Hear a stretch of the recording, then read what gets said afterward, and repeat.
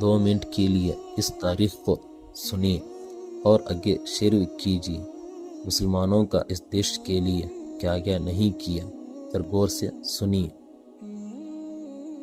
سوال: تحریک آزادی کی ابتدا کب ہوئی اور اسے جد و جہد کی ضرورت کیوں پیش آئی؟ جواب: 1498 ہجری میں واسکو ڈی گاما کی قیادت میں پرتگال یورپ کے ملاحوں نے پہلی مرتبہ ہندوستان کی سرزمین میں قدم رکھا اور ساحلی مقام کالیکٹ میں اپنی تجارت سرگرمیوں کا آغاز کیا۔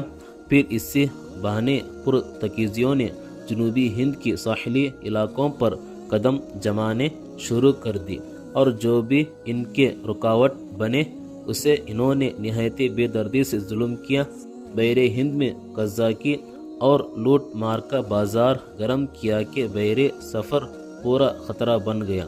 جس علاقے میں انہوں اقتدار حاصل ہوا وہاں انہوں نے لوگوں کو زبردستی عیسائی بنا لیا۔ پادریوں کے نام نہاد دارالقضا جاباز قائم کی جو اپنے مخالفوں کے لیے بہترین اور وحشتناک سزا تجویز کرتے تھے۔ پرتگیزیوں کی دیکھا دیکھی یورپ کے دیگر ممالک بھی حرص لالچ میں ہو کر دولت سمیٹنے کے لیے سونے کی چڑیا کہے جانے والے ہندوستان کی طرف متوجہ ہوئے۔ چنانچہ انگلستان کی 101 تاجروں نے 30,000 پاؤنڈ کا سرمایہ جمع کر کے ایسٹ انڈیا کمپنی کے نام سے ایک کمپنی بنائی اور 1601 عیسوی میں اس کی جہاز پہلی مرتبہ ہندوستان روانہ کیے گئے۔ انہوں نے اپنا بڑا مرکز بنگال کو بنایا۔ یہیں سے ہندوستان میں انگریزوں کی آمد شروع ہوئی اور تجارت کی آڑ میں وہ اپنی فوجی طاقت بھی رفتہ رفتہ ہندوستان منتقل کرتے رہے۔ اسی دوران یہ لوگ شاہانہ مغل کے دربار میں بھی جا پہنچے اور اپنے کو محض تاجر حاضر کر کے بادشاہ سے پروانہ عمل حاصل کیا اور رفتہ رفتہ اپنا پاؤں مضبوط کرتے رہے۔